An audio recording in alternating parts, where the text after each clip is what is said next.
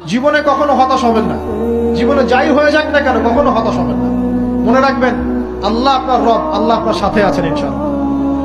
এই সমাজ আপনাকে যেভাবে শেখায়, কিভাবে শেখায়, এই যে স্কুল, কলেজ, ইউনিভার্সিটি, চাকরি, বিয়ে, সন্তান প্রতিপালন, আর তারপর ইন্না লিল্লাহি ওয়া ইন্না ইলাইহি রাজিউন, এই তো শেখায় নাকি?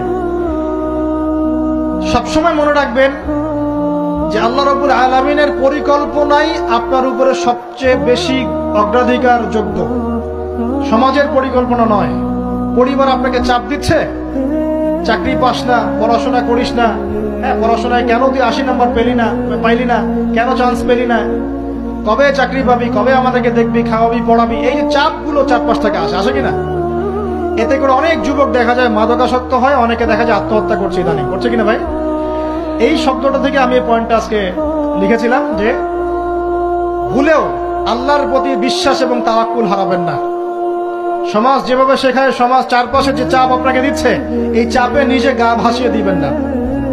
আপনি আল্লাহর কাছে দোয়া করবেন, আল্লাহর কাছে পথ চেয়ে নিবেন এবং আল্লাহর প্রতি তাওয়াক্কুল ভরসা করবেন। কখনো আত্মহত্যার পথ বেছে নিবেন।